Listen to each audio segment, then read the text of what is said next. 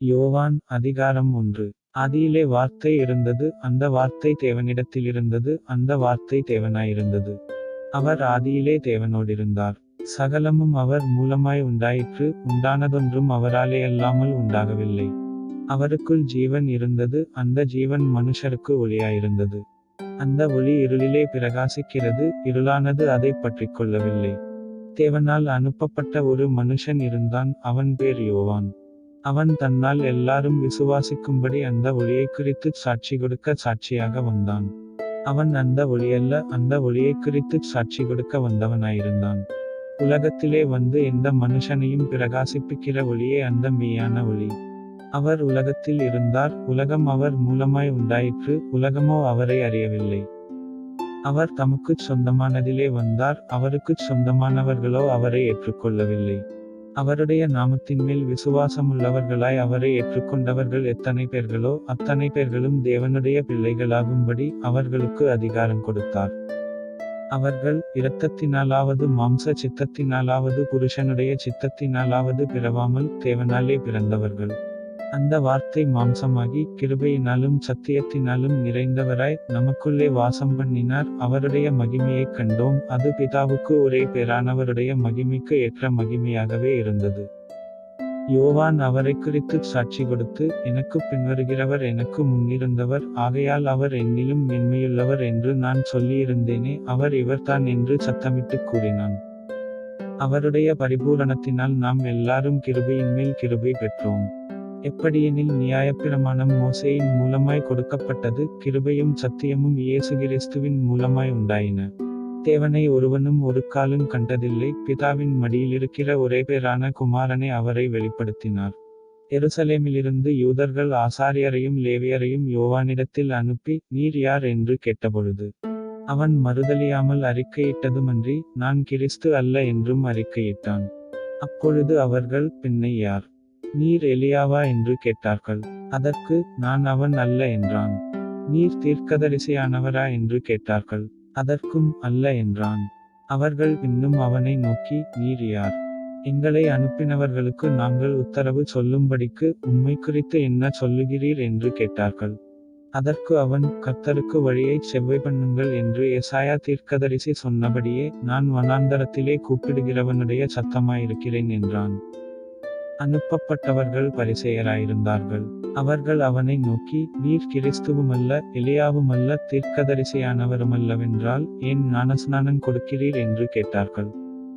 யோவான் அவர்களுக்குப் பிரதியுத்தரமாக, நான் ஜலத்தினாலே ஞானஸ்நானம் கொடுக்கிறேன், நீங்கள் அறியாதிருக்கிற ஒருவர் உங்கள் நடுவிலே நிற்கிறார்.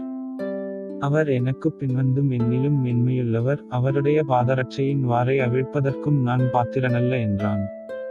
இவைகள் யோர்தானுக்கு அக்கரையில் யோவான் ஞானஸ்நானம் கொடுத்த பெத்தாபராவிலே நடந்தன. மறுநாளிலே யோவான் இயேசுவைத் தன்னிடத்தில் வரக்கண்டு, இதோ உலகத்தின் பாவத்தைச் சுமந்து தீர்க்கிற தேவ ஆட்டுக்குட்டி. எனக்குப்பின் ஒருவர் வருகிறார், அவர் எனக்கு முன்னிருந்தபடியால் என்னிலும் மேன்மையுள்ளவரென்று நான் சொன்னேனே, அவர் இவர்தான். நானும் இவரை அறியாதிருந்தேன், இவர் இஸ்ரவேலுக்கு வெளிப்படும் பொருட்டாக நான் ஜலத்தினாலே ஞானஸ்நானம் கொடுக்க வந்தேன் என்றான். பின்னும் யோவான் சாட்சியாகச் சொன்னது, ஆவியானவர் புறாவைப் போல வானத்திலிருந்திறங்கி இவர் மேல் தங்கினதைக் கண்டேன். நானும் இவரை அறியாதிருந்தேன், ஆனாலும் ஜலத்தினால் ஞானஸ்நானம் கொடுக்கும்படி என்னை அனுப்பினவர், ஆவியானவர் இறங்கி யார் மேல் தங்குவதை நீ காண்பாயோ, அவரே பரிசுத்த ஆவியினால் ஞானஸ்நானம் கொடுக்கிறவரென்று எனக்குச் சொல்லியிருந்தார். அந்தப்படியே நான் கண்டு, இவரே தேவனுடைய குமாரன் என்று சாட்சி கொடுத்து வருகிறேன் என்றான். மறுநாளிலே யோவானும் அவனுடைய சீஷரில் 2 பேரும் நிற்கும்போது இயேசு நடந்து போகிறதை அவன் கண்டு, இதோ தேவ ஆட்டுக்குட்டி என்றான். அவன் அப்படிச் சொன்னதை அவ்விரண்டு சீஷரும் கேட்டு இயேசுவுக்குப் பின் சென்றார்கள். இயேசு திரும்பி அவர்கள் பின் செல்லுகிறதைக் கண்டு, என்ன தேடுகிறீர்கள் என்றார். அதற்கு அவர்கள், ரபி, நீர் எங்கே தங்கியிருக்கிறீர் என்று கேட்டார்கள். ரபி என்பதற்குப் போதகரே என்று அர்த்தமாம். அவர், வந்து பாருங்கள் என்றார். அவர்கள் வந்து அவர் தங்கியிருந்த இடத்தைக் கண்டு அன்றைய தினம் அவரிடத்தில் தங்கினார்கள். அப்பொழுது ஏறக்குறைய 10 மணி வேளையாயிருந்தது. யோவான் சொன்னதைக் கேட்டு அவருக்குப் பின் சென்ற 2 பேரில் ஒருவன் சீமோன் பேதுருவின் சகோதரனாகிய அந்திரேயா என்பவன். அவன் முதலாவது தன் சகோதரனாகிய சீமோனைக் கண்டு மேசியாவைக் கண்டோம் என்று சொன்னான். மேசியா என்பதற்கு கிறிஸ்து என்று அர்த்தமாம். பின்பு அவனை இயேசுவினிடத்தில் கூட்டிக் கொண்டு வந்தான். இயேசு அவனைப் பார்த்து, நீ யோனாவின் மகனாகிய சீமோன், நீ கேபா என்னப்படுவாய் என்றார். கேபா என்பதற்கு பேதுரு என்று அர்த்தமாம். மறுநாளிலே இயேசு கலிலேயாவுக்குப் போக மனதாயிருந்து பிலிப்புவைக் கண்டு, நீ எனக்குப் பின்சென்று வா என்றார். பிலிப்பென்பவன் அந்திரேயா பேதுரு என்பவர்களுடைய ஊராகிய பெத்சாயிதா பட்டணத்தான்.